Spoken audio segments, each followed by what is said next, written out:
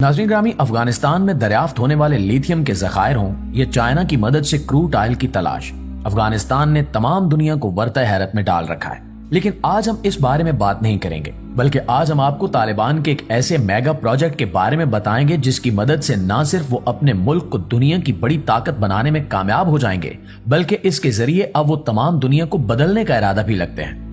एक ऐसा प्रोजेक्ट जो न सिर्फ अफगानिस्तान में तरक्की के नए दरवाजे खोलेगा, बल्कि एशिया की तकदीर बदल कर रख देगा। हम बात कर रहे हैं अफगानिस्तान के कोश टीपा कैनाल प्रोजेक्ट की, जिसके बारे में जानकर तमाम दुनिया हैरान है कि 50 साल तक जंग की तबाहकारियों से मुतासिर होने वाला मुल्क आखिर कैसे इतने वसाइल रखता है कि वो इतने बड़े प्रोजेक्ट को बगैर किसी की मदद के मुकम्मल करने में कामयाब हो जाए। तो नाजरीन, बरसों से गरीबी, भूख और जंग में घिरा अफगानिस्तान दुनिया की सबसे पहली और बड़ी मसनूई नहर बनाने जा रहा है। 285 किलोमीटर लंबी और 500 फुट चौड़ी इस नहर का नाम टीपा कैनाल है, जो अफगानिस्तान की तकदीर बदल देगी। इस नहर को बनाने के लिए अफगानिस्तान की हुकूमत ने किसी से कोई मदद नहीं ली, ना ही कोई इक्विपमेंट, ना ही कोई इंजीनियरिंग टीम। चंद दिन पहले तक तकरीबन 100 किलोमीटर तक इस नहर की खुदाई हो चुकी थी। लेकिन सवाल ये पैदा होता है कि अफगानिस्तान को इतनी बड़ी नहर बनाने की जरूरत क्यों पेश आई। अफगानिस्तान को एक मुकम्मल लैंड लॉक कंट्री कहा जाता है, क्योंकि इसके किसी हिस्से के साथ कोई समंदर नहीं लगता। अफगानिस्तान को Pakistan, Iran, Tajikistan, Uzbekistan, Turkmenistan और चीन की सरहदों ने घेर रखा है। यानी अफगानिस्तान मुकम्मल तौर पर दूसरे ममालिक की सरहदों के दरमियान है, और अफगानिस्तान दुनिया के उन चंद ममालिक में शामिल है जिनका 70% हिस्सा पहाड़ों पर मुश्तमिल है।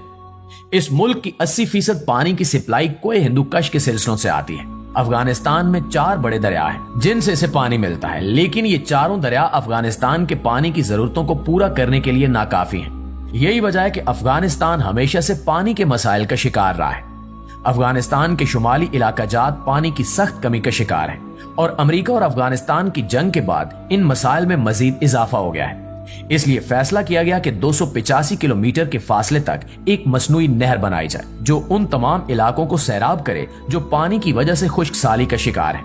लिहाजा इस मंसूबे की मदद से 5.5 लाख एकड़ खुश्क और बंजर रकबे को लहलहाते हुए सरसब्ज खेतों में बदल दिया जाएगा, जिसमें गेहूं, गंदम, चावल और दूसरे अनाज उगाए जाएंगे। अगले 2 सालों में अफगानिस्तान इस कैनाल की मदद से न सिर्फ अपने मुल्क की जरूरियात के लिए गंदम और दूसरा अनाज उगा सकेगा, बल्कि 50% गंदम दूसरे मुल्कों को एक्सपोर्ट करने के काबिल भी हो जाएगा। दोस्तों, ये प्रोजेक्ट मार्च 2022 में शुरू हुआ था, और उम्मीद की जाती है कि जिस तेज रफ्तारी से काम जारी है, ये प्रोजेक्ट 2025 तक मुकम्मल हो जाएगा। जब ये प्रोजेक्ट शुरू हुआ तो लोगों का कहना था कि अफगानी इंजीनियर टेक्नोलॉजी में इतनी महारत नहीं रखते कि वो इतने बड़े प्रोजेक्ट को कंप्लीट कर सके।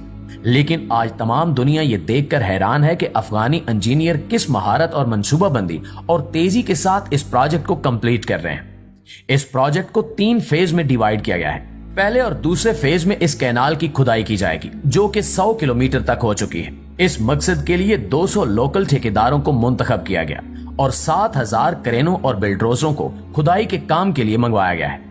हैरानकुन बात यह है कि ये बिल्डोजर, क्रेनें और दूसरी मशीनरी बड़े मुल्कों से इंपोर्ट की हुई जदीद मशीनरी नहीं है, बल्कि ये बिल्डोजर और क्रेनें 1960 की दहाई की हैं। लेकिन इससे भी ज्यादा हैरानकुन बात यह है कि वो बड़ी महारत से इस मशीनरी को अपने मकसद के लिए इस्तेमाल कर रहे हैं। तमाम काम एक मंसूबाबंदी और तरतीब से किया जा रहा है।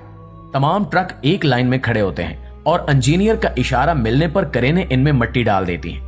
जब इंजीनियर ओके का इशारा करता है तो ट्रक उस मिट्टी को लेकर चल पड़ते हैं। इतनी ज्यादा मिट्टी को एक जगह से दूसरी जगह मुंतकिल करना बहुत मुश्किल काम था, लेकिन अफगानी इंजीनियर ने इसका बहुत खूबसूरत हल तलाश किया। उन्होंने इस मिट्टी को नहर की बाउंड्री पर डालना शुरू कर दिया।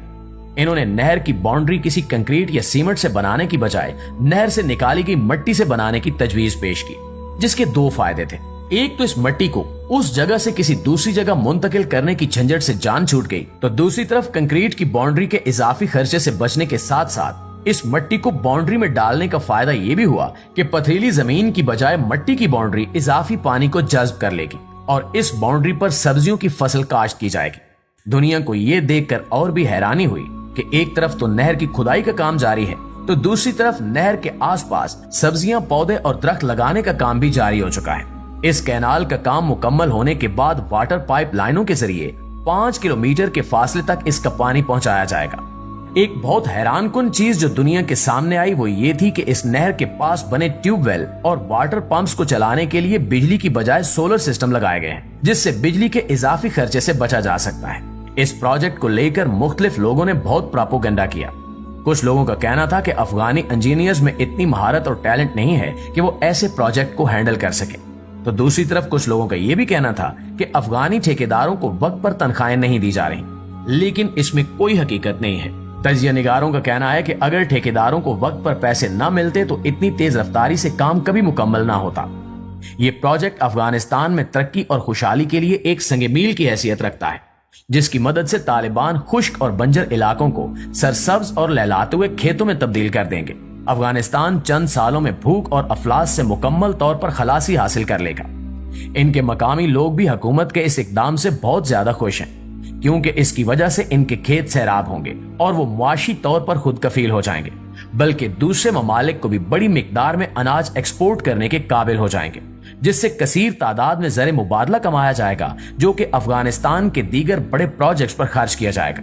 इसके अलावा ये भी कहा जा रहा है कि अगर इसी तेज रफ्तारी से अफगानिस्तान में काम होता रहा तो उम्मीद की जा रही है कि आने वाले चंद सालों में अफगानिस्तान एक बड़े ज़रई मुल्क की हैसियत से दुनिया के नक्शे पर उभर कर सामने आएगा। दुनिया के तमाम वो ममालिक जहां अनाज की फसलें काश्त नहीं की जाती, वो अफगानिस्तान से अनाज हासिल करने पर मजबूर होंगे और 4 सालों में अफगानिस्तान दुनिया की बड़ी ताकतों के हमरा खड़ा हुआ नजर आएगा। एक ताकतवर और मुआशी तौर पर खुद कफील मुल्क होने की वजह से आलम इस्लाम के लिए भी मुआविन और मददगार साबित होगा। दुनिया देखेगी कि कैसे तालिबान जंग से जलते हुए शिकस्ता हाल अफगानिस्तान को खूबसूरत और सरसब्जो शादाब लहलाते हुए अफगानिस्तान में बदल देंगे। अफगानी तालिबान ने ना तो जंग के बाद अपने हालात का रोना रोया और न कशकौल लेकर IMF के पास $1 अरब का कर्जा लेने पहुंचे, बल्कि इन्होंने मर्दाना वार अपने हालात का मुकाबला किया और अपने मौजूदा वसाइल को अच्छे तरीके से इस्तेमाल करते हुए अपने मुल्क को तरक्की की राह पर गामजन किया। इन्होंने ना तो मॉडर्न और तरक्की याफ्ता होने के लिए दीन से दूरी इख्तियार की और न ही करप्शन के जरिए बैरून ममालिक में अपने अकाउंट्स खोले, बल्कि पूरी दुनिया ने देखा कि इन्होंने कम वसाइल के साथ इंतहाई कलील मुद्दत में अपनी आवाम की भलाई के लिए काम किया।